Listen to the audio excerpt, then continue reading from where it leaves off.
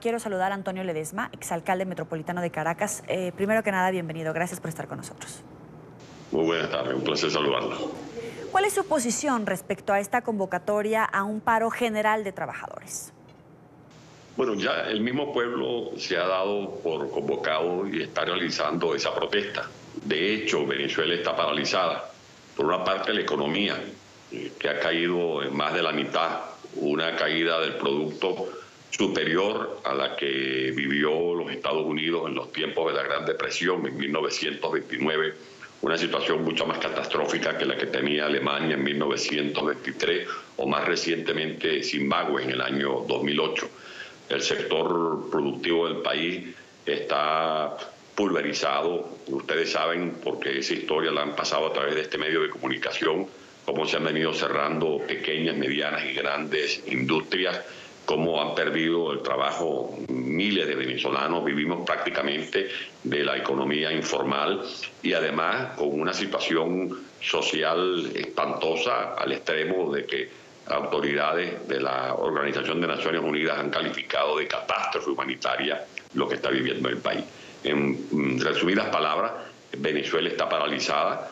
El pueblo está en pie de lucha todos los días. Hay decenas de conflictos, cuando no son los enfermeros, son los maestros o los transportistas o los médicos o los académicos o los artistas o los deportistas o los vecinos que protestan porque no hay agua, no hay luz, no hay gas doméstico, no hay transporte público digno, el salario no alcanza, no cuadran ni las tarifas del transporte, ni cuadran las tarifas eléctricas, ni cuadran los aumentos salariales porque la inflación se lo devora todo. Por lo tanto, ya para finalizar esta pregunta, está sobre la mesa esta alternativa de un paro o una huelga general. Nosotros, desde mi caso, en la lucha que damos junto a María Corina Machado, a Diego Barria y a muchos otros líderes que estamos en el exilio apoyando a Soy Venezuela, estamos dispuestos a que se analice esta alternativa y que en conjunto se pueda tomar una decisión para respaldar cualquier agenda de lucha que implique un llamado a retomar las acciones de calle de manera masiva por parte del pueblo de Venezuela. Pero ¿podrían sumarse todos los opositores de las diferentes vertientes en una sola propuesta para que todos los gremios de trabajadores, sin importar el sector, puedan ir a una huelga general indefinida? Yo creo que lo que nos corresponde a los dirigentes políticos, los que estamos afuera, que es un apoyo moral, porque no es lo mismo el riesgo o la responsabilidad de los que están allá poniendo el pecho en el propio territorio nacional, es hacer el papel de acompañantes de esos gremios y estar al lado de la gente. Ya en la base de los trabajadores hay una unidad. Si usted habla con, por ejemplo, Margot Monasterio, líder de las enfermeras, usted sabe que la lucha de ellos no se reduce a un salario, porque, como se lo decía, ningún salario cuadra. Usted puede aumentar el 10, el 15, el 20%, y eso no significa nada para un pueblo que todos los días ve cómo la vorágine de la inflación se lleva por delante las pocas posibilidades de salud, de alimentación o de sueños de vivienda que pueda tener un venezolano. De allí que las enfermeras, los enfermeros, los médicos, los maestros, los transportistas, los agricultores, los comerciantes, los industriales están en lucha cotidiana. Ahora, a nosotros como dirigencia política nos corresponde ponernos al lado de la gente, y eso ayudaría a tener una verdadera definición de lo que es unidad. La unidad no puede seguir siendo una fotografía, ir a un acto, hacer unos discursos retóricos y presentar la imagen de varios dirigentes supuestamente unidos. Yo creo que la verdadera unidad es acompañar una agenda de lucha con acciones específicas, con el aval de una máxima, que la máxima es todos estar de acuerdo en que no hablemos de elecciones ni de debates candidaturales hasta que primero no liberemos a Venezuela de la dictadura. Pero usted dice que la unidad no puede ser una fotografía. ¿Cuál sería la propuesta que deriva de su parte para asegurar esta unidad sin hablar de elecciones, pero hacia una transición en el gobierno? Primero, que todos estemos de acuerdo que estamos lidiando con una tiranía. Allí se hizo un diálogo y eso no terminó en una estafa.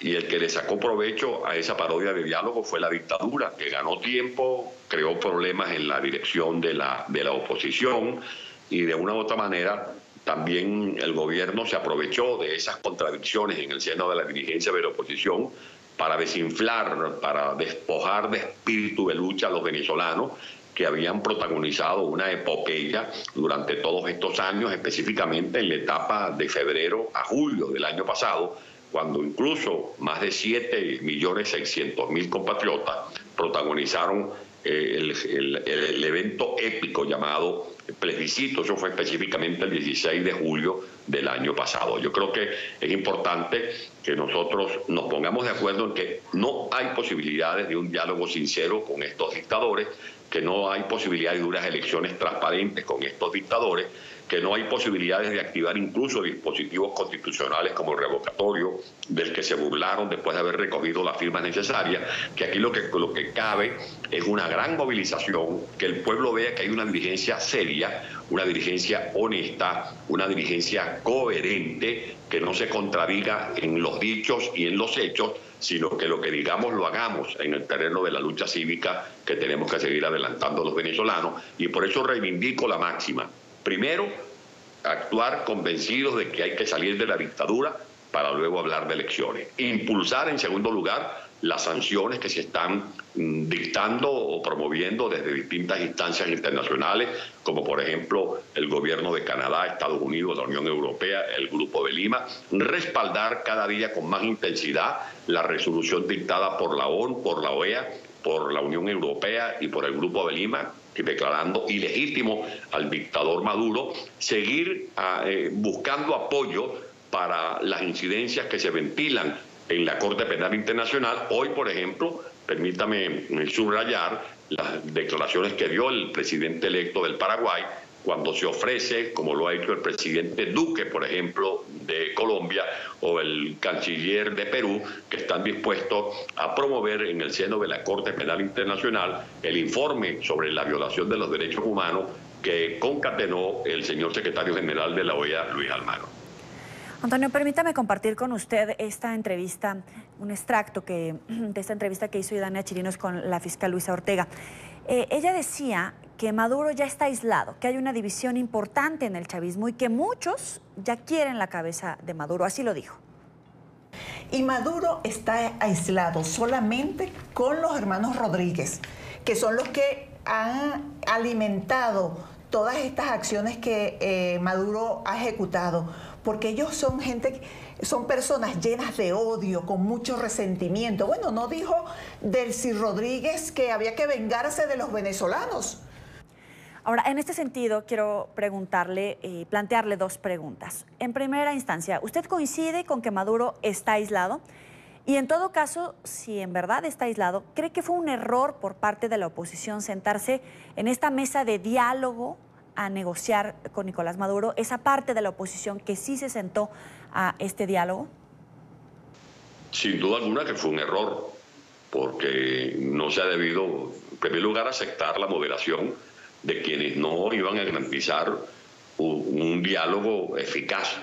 Los moderadores estaban de antemano comprometidos con el régimen de Maduro, y eso fue un error. Si nosotros como oposición no estábamos en capacidad de imponer incluso a los moderadores imparciales, ¿cómo íbamos nosotros a imponer un modelo de gobierno de transición? Yo creo que eso fue un error, porque se fue a un diálogo sin una agenda que garantizara por lo menos libertad de los presos políticos, retorno de los exiliados, la realización del referéndum revocatorio, el respeto de la Constitución Nacional, que implicaba, por ejemplo, designar un nuevo Consejo Nacional Electoral. Eso fue un error, pero en todo caso no hay que escarbar en esas heridas, porque ya bastante ha visto el pueblo desangrar sus esperanzas. Yo creo que lo que nos corresponde ahora es retomar la agenda de lucha en la calle, y en efecto, como usted lo acaba de comentar, tenemos a un régimen aislado de la comunidad internacional. No es poca cosa las sentencias o las sanciones que ha dictado la comunidad internacional,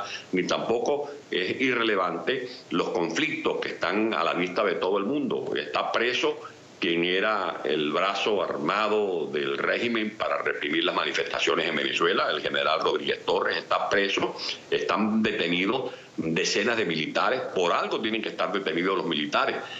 O sea que hay un conflicto en las guarniciones militares porque el hambre llegó a los cuarteles y no hay nada más subversivo que el hambre en el seno de las tropas militares de Venezuela.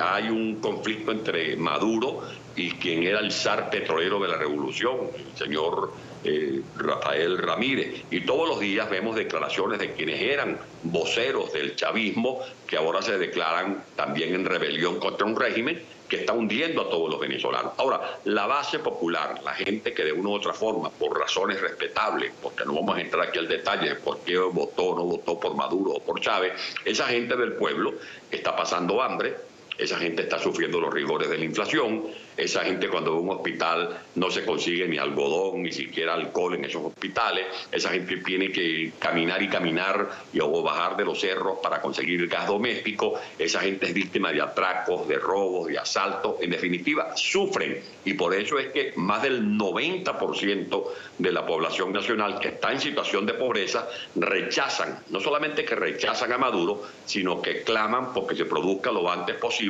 un cambio de gobierno en nuestro país. Pero entonces, ¿cuánto falta para esta transición o cuál es el punto clave para lograrlo?